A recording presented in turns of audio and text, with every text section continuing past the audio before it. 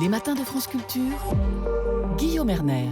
Que vont bien pouvoir révéler les archives de Pie XII? L'ouverture de ces archives par le Vatican porte sur toute la période du pontificat de Pie XII, autrement dit de 1939 à 1958. Cet accès était très attendu, en particulier par les historiens depuis hier. Les chercheurs qui en font la demande peuvent donc éplucher les millions de documents conservés au Vatican. Bonjour Laura Pettinaroli, vous êtes historienne et maîtresse de conférences à l'Institut catholique de Paris. Il faut d'abord rappeler quel a été le rôle de Pie XII historiquement dans cette période-là.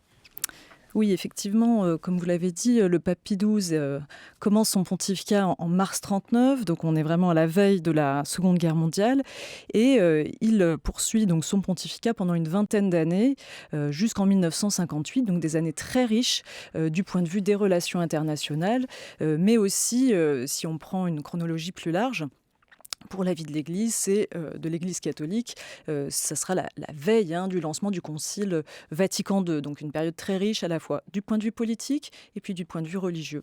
La dernière ouverture des archives d'un pontificat, elle date de 2006. Alors là, il s'agissait des archives de Pie XI. Pourquoi avoir attendu 14 ans pour ouvrir celle de Pie XII ?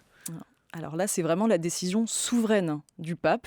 Il n'y a pas au Vatican de loi, comme il peut en exister dans d'autres États, avec des délais trentenaires, centenaires. Non, c'est vraiment le pape qui décide d'ouvrir ses archives personnelles, privées.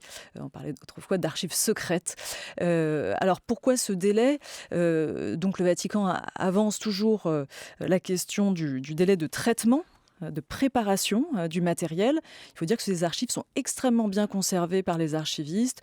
Tous les folios sont numérotés et donc il prépare aussi des inventaires de façon extrêmement consciencieuse. Tout ce travail demande du temps et d'ailleurs il n'est pas totalement achevé. Bon, on se dit que 14 ans c'est long. Est-ce qu'il n'y avait pas un enjeu particulier avec les archives de Pie XII par rapport à celles peut-être, je ne sais pas, moins chargées de celles de Pie XI ?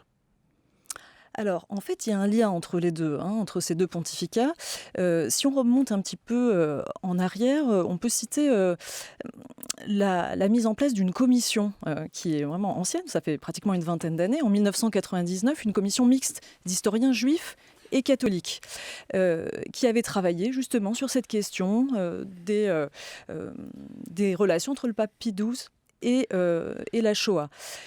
Et parmi leurs demandes, qui avaient été formulées en 2001, il y avait l'idée justement d'ouvrir plus largement les archives. Cette commission n'avait pas pu travailler plus avant, mais elle s'était même séparée de façon un petit peu brutale. Cette décision avait malgré tout conduit le pape Jean-Paul II à l'époque à accélérer le mouvement d'ouverture des archives Pie XI, d'où l'ouverture des archives Pie XI en 2 temps. Dès 2003 pour les fonds allemands.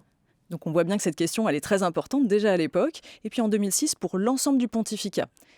Et à partir de là, déjà, les archivistes ont commencé à classer cette documentation du pape Pie XII. Il y a eu une série d'annonces nous indiquant que ce travail était en cours. Donc il y a un lien entre les deux, d'autant que le pape Pie XII lui-même était un des principaux conseillers du pape Pie XI.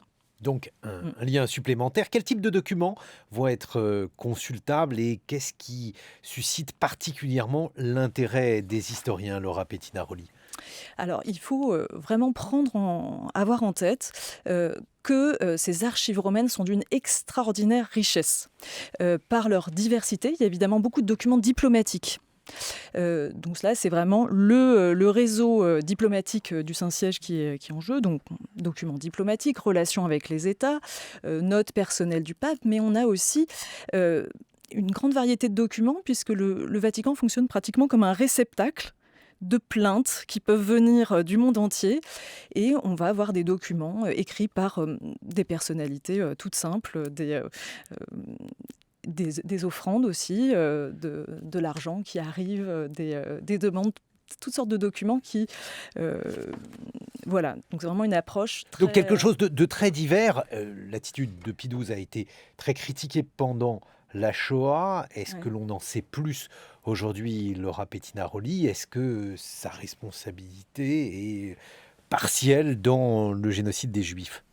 Alors, responsabilité dans le génocide directement... Non, il n'était pas parmi les décideurs. Parmi les décideurs, non. Non. Parmi ceux qui auraient pu... Après, c'est la question de savoir est-ce qu'il a dénoncé. là, si on pose la question de la dénonciation publique du génocide, on a la réponse depuis les années 40.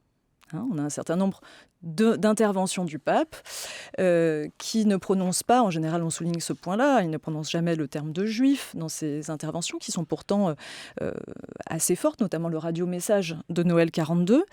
Si on se pose la question de ces interventions publiques, on n'aura pas de réponse nouvelle. Ce que vont nous apporter les archives, c'est au contraire des documents internes à l'organisation qu'elle s'insiège, des discussions, éventuellement des traces de discussions qu'il a pu avoir avec ses collaborateurs, des brouillons peut-être de décisions qui finalement ont ensuite avorté, ou encore, c'est ça, on l'avait déjà vu beaucoup pour le pontificat de Pie XI, tout ce qui est de l'ordre de la diplomatie officieuse, secrète, des interventions auprès des États. Et oui, parce qu'en fait, c'est ça l'enjeu. C'est-à-dire, on sait qu'il n'a jamais condamné publiquement, sauf erreur de ma part, la Shoah. Il n'a pas pris la parole alors qu'il aurait eu la possibilité de le faire.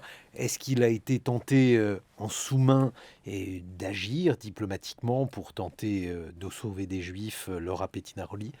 Alors effectivement, il y a toute la question de l'œuvre humanitaire, caritative du pape qui est ici en question, et notamment l'œuvre de sauvetage des Juifs pris soit individuellement, soit en groupe. Évidemment, c'est aussi un des enjeux de réflexion autour de ce pontificat. Les archivistes du Vatican mettent en valeur aussi toute cette œuvre, on va dire, assistentielle, comme ils l'appellent. Et c'est toute la question de ce pontificat qui est pour lequel on a déjà beaucoup d'ouvrages, une historiographie déjà très ample, mais qui est très polarisée entre les pro-Pie XII, et notamment l'Église catholique, qui a ouvert son procès en béatification, et évidemment ceux qui le critiquent, allant jusqu'à le définir comme le pape de Hitler. Merci Laura Pettinaroli, merci à vous qui êtes historienne et maîtresse de conférences à l'Institut catholique de Paris.